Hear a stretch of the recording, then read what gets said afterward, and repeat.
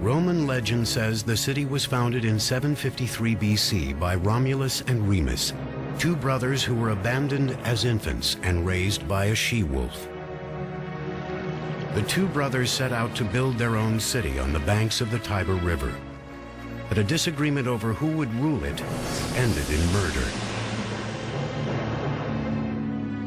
Remus was killed at the hands of Romulus, for whom the city of Rome is named. It would not be the last time bloodshed produced a new Roman ruler.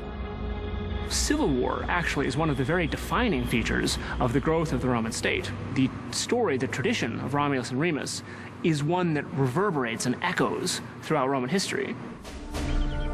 Initially, Rome was one of countless small kingdoms jockeying for power in central Italy. But unlike many of its neighbors, who were suspicious of outsiders, Rome was a safe haven for ambitious outcasts. Romulus, he said, given the fact that we don't have any population, I'll create an asylum. I will create a sort of a free zone for anybody. Runaway slaves, brigands, pirates, whoever. Come and be part of this great idea, which is Rome. That's a very unique attitude. And said from the very beginning, it seemed that the Romans were very open. This openness encouraged a free exchange of ideas. Among them were engineering theories imported from other cultures. By borrowing the technology of neighbors like the Etruscans, Rome expanded into a regional power. They were able to take from these Etruscans the technology of road building, of moving water systems through tunnels, of building large, extraordinary walls, and produce something which was based on Etruscan technology.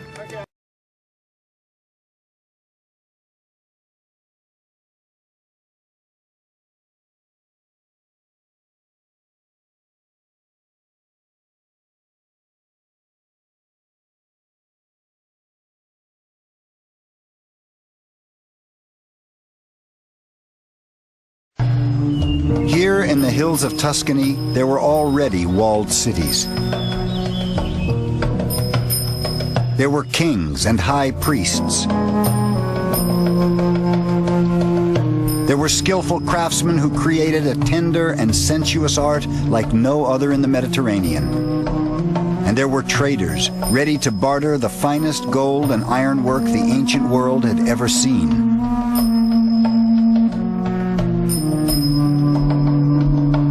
Before Rome, there were the Etruscans. They taught the Romans everything, but left no written records. Incredible. The Etruscans were some of the most amazing artisans that the West has ever seen. They worked in metal for sculpture. They worked in terracotta and life-size statues with these amazing, inviting expressions. Very warm. They're not cold and distant, but they're people that you want to meet.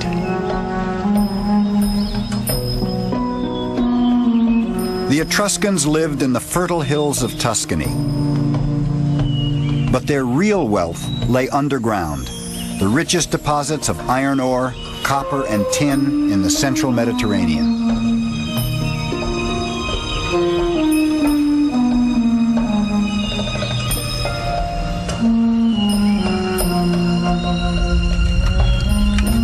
As early as 700 BC, they created shafts, tunnels, subterranean galleries, smelters, and slag heaps so vast that 2,500 years later, Mussolini reprocessed them to produce weapons for World War II.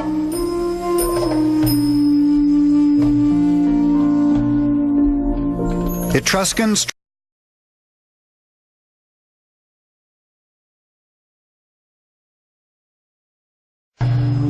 Here in the hills of Tuscany, there were already walled cities. There were kings and high priests. There were skillful craftsmen who created a tender and sensuous art like no other in the Mediterranean. And there were traders ready to barter the finest gold and ironwork the ancient world had ever seen.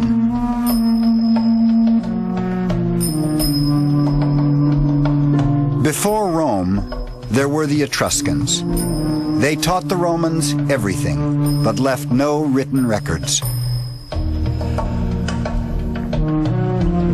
Incredible. The Etruscans were some of the most amazing artisans that the West has ever seen. They worked in metal for sculpture. They worked in terracotta and life-size statues with these amazing, inviting expressions. Very warm.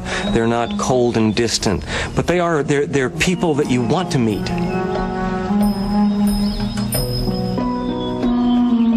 The Etruscans lived in the fertile hills of Tuscany. But their real wealth lay underground, the richest deposits of iron ore, copper, and tin in the central Mediterranean.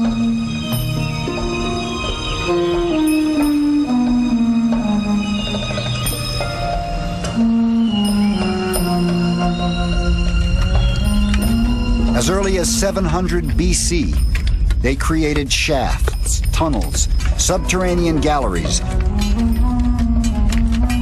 smelters and slag heaps so vast that 2,500 years later, Mussolini reprocessed them to produce weapons for World War II.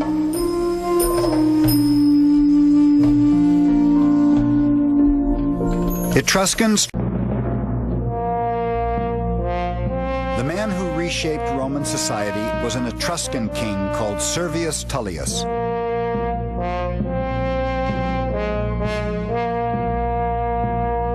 There are no statues of him. We have no idea what he looked like. He never became as famous as later rulers of Rome, but his mark on history may be even greater. And yet, all Servius Tullius did was carry out history's first census. Now the Roman census, are a very important institution. They would count the Roman citizens, all right, and list them, and then distribute them in their appropriate classes and political units and so on. The census was a kind of way of grading Roman citizens according to their status and prestige. In the 6th century BC, the census detailed every Roman's obligations to the city, to obey its laws, pay taxes, and do military service. But much more important, it also gave them rights. This was the great innovation of Servius. In proportion to their contribution, Romans were given a say in how their city was run. Servius sowed the seeds of representational government. He organized an assembly to govern the city and gave it a name, the Senate.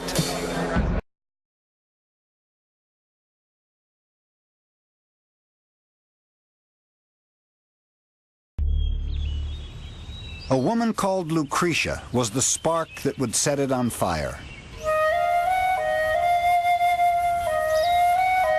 She was well loved and highly regarded for her kindness, beauty, and loyalty. She represented everything Romans felt they had and the Etruscans didn't: honor, virtue, bravery.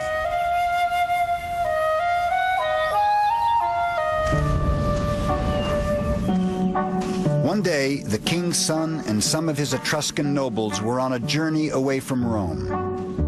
Drunk, they decided to creep back into the city and spy on the most beautiful women to see what they were up to.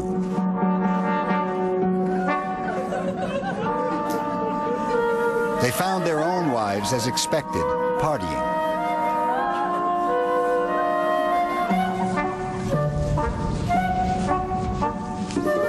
They found Lucretia hard at work.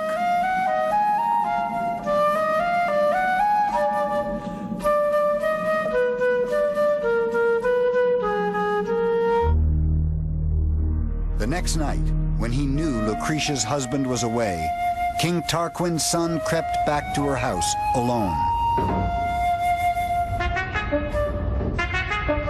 With a knife at her throat, he raped her and swore that if she breathed a word of it, he'd kill her.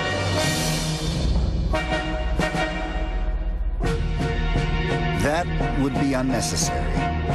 The next day, too proud to live with her dishonor, Lucretia killed herself.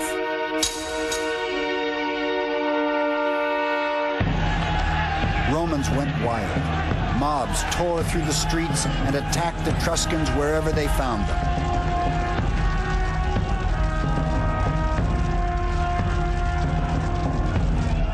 A stern nobleman named Brutus organized a furious attack on the Etruscan king and his courtiers. They were overwhelmed and fled for their lives. Romans were finally free of their Etruscan overlords. Lucretia's legacy to Rome was its freedom.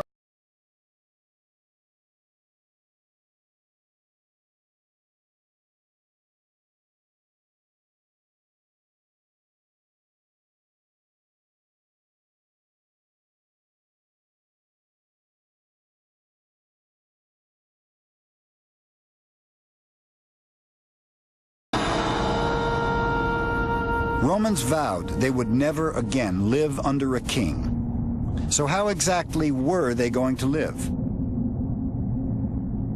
How would they govern themselves? Their solution was momentous. They declared that the affairs of Rome would belong to the people, that citizens would vote, and that Rome would be a res publica, a public affair, a republic. Government would no longer be the business of kings. Rome would be ruled by laws and elected officials. The first two elected leaders, called consuls, were Brutus and Lucretia's widowed husband. And so a king was replaced with first two praetors, eventually two consuls, with two, both of them in agreement on everything, elected annually, so that no one person ever had very much power for very long at all. This paranoia about kings continues all the way through Roman history. In ways he never could have imagined, Servius's census had borne fruit. The new republic would be organized according to the voting categories and classes he put in place 40 years earlier. The birth of the republic staked Rome's claim to a place in history. SPQR was the republic's banner. Senatus Populusque Romanus, the Senate and people of Rome.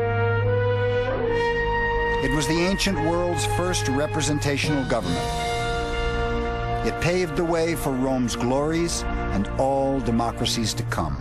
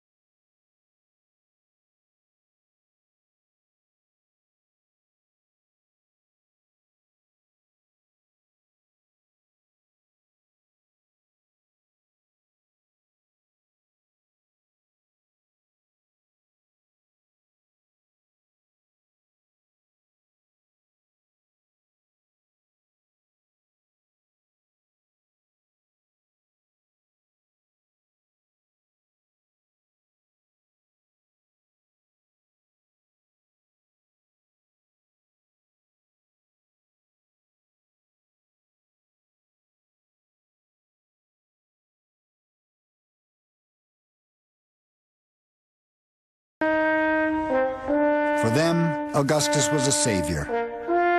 He offered the peace and stability they had craved for nearly a century. From the Atlantic to the Euphrates, from Spain to Syria, people were free to think about something other than war.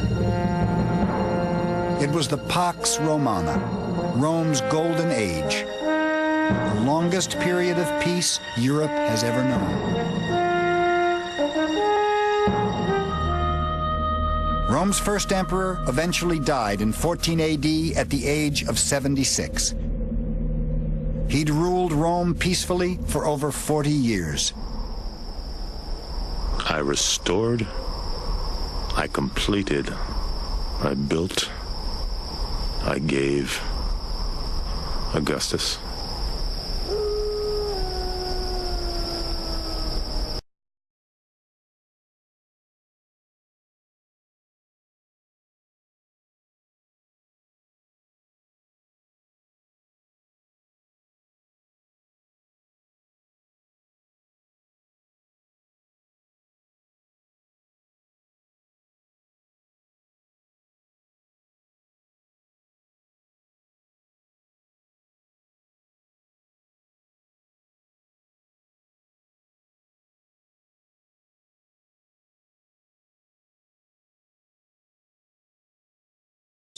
As we understand them today, basically didn't exist before the Roman Empire.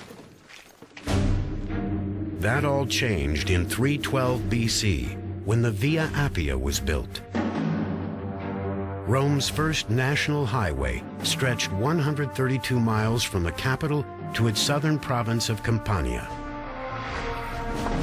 To plot the straightest and fastest route down the coast, Roman engineers used a specialized surveying instrument. The Romans relied on the tool called a groma, which was a vertical pole that stood in the ground with a cross on the top, and you could sight along this cross to line up 2 points in a straight line. The big difference with Roman roads and modern roads is that the Romans couldn't survey a corner, so they were all dead straight, and then they would turn a sharp angle and then go dead straight in another direction. The challenge, of course, with building a dead straight road in any direction is that you come to hills and valleys and you have to cross them. So if they had to, then they would cut through the mountains in order to take the road straight through. Once the ideal path was cleared, a broad trench was dug and filled in with sand and boulders to form a solid foundation. Next went a layer of gravel compacted with clay or mortar. The top surface was a layer of thick paving stones angled to allow the water to drain off to the side. The roads were incredibly intimidating. You could look at a road and say, I wonder how long it takes to get a couple of legions, 10,000 guys down this road, right into my backyard. I think I'll think twice about starting any nonsense with Rome. Engineers had a secret weapon that enabled them to build bigger, stronger, and faster than anyone else. Waterproof concrete, mixed with a volcanic sand called pozzolana. Early concretes were just a simple lime-mortar mix, which, although they would set, weren't very strong, and indeed the particles in the early concrete could easily break apart. But in Roman concrete, the pozzolan sand reacted with the lime, and it makes a concrete quite like a modern concrete, much, much stronger. They realized pretty early on that by using this substance that they could build literally underwater, an extraordinary invention which would allow them then to create enormous piers literally within the water itself, revolutionizing travel. That is, bridges could be built that would be permanent bridges rather than wooden bridges. During the age of Augustus, this concrete solidified Rome's chokehold on Western Europe, allowing Roman builders to dominate the landscape with massive man-made monoliths.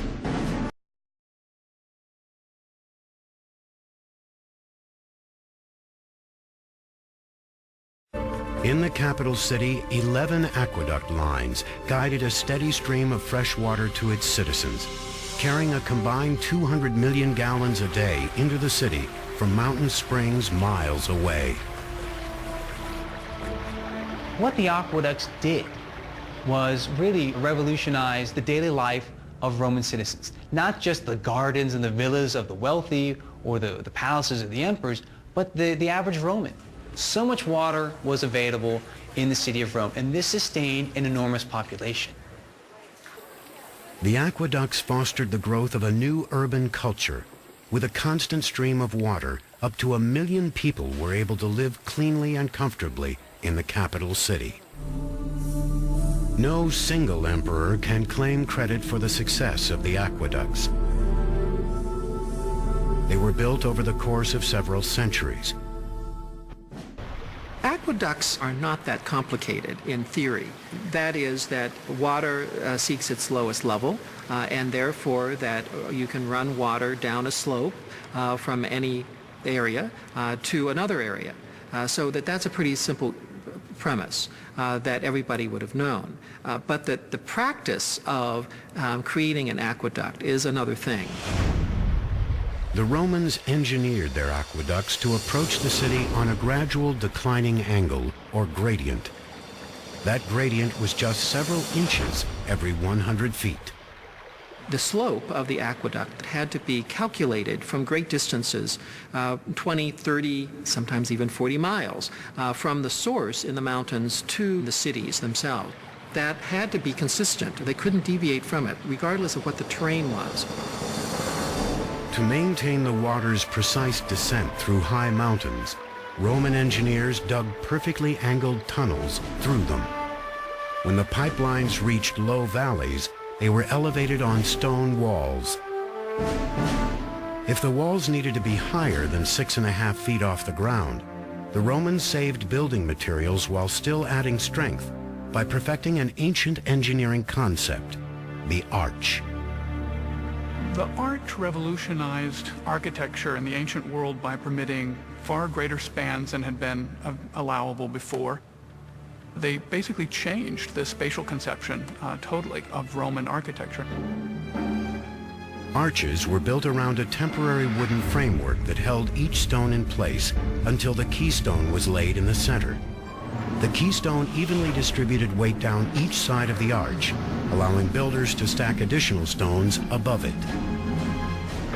A 6-mile column of arches carried the Aqua Claudia across the valleys on its way to Rome. The aqueducts would have had a covered roof, but of course if you could take the roof off, you could see the water like an open river coming down towards the city. After reaching the city, each aqueduct emptied into 3 holding tanks. One for the public drinking fountains, a second for the public baths, and a third reserved for the emperor and other wealthy Romans who paid for their own running water, a concept that was well ahead of its time. Basically, every home by the 1st or 2nd century AD of any means had running water. This is astounding, because the entire span of the Middle Ages, they didn't have this.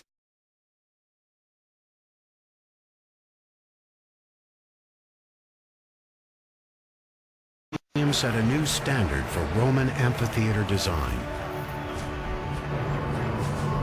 It contained an intricate network of corridors and staircases that could shuffle 70,000 Romans in and out in record time. As with stadiums today, everyone who entered the Colosseum had a ticket corresponding to the number above one of the entry gates. The complex was designed not only to control the crowds, but to keep them comfortable. It had 110 drinking fountains and 2 restrooms, large enough to accommodate a packed house. The Colosseum even had a retractable roof. On hot days, an awning called a velarium was unfurled above the upper deck to shade spectators from the sun. It was operated by sailors from the Roman Navy, who were stationed around the top of the Colosseum's arcade. Entire day. And in the morning, they watch men kill or be killed by animals. And around noontime, they're watching the execution of prisoners.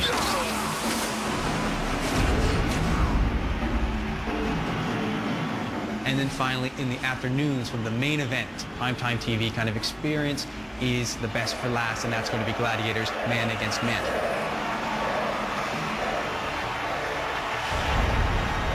Gladiatorial fights were a big draw at the Colosseum, but they weren't always the main event. Several ancient writers describe live naval battles recreated right in the middle of the arena, with battleships on water.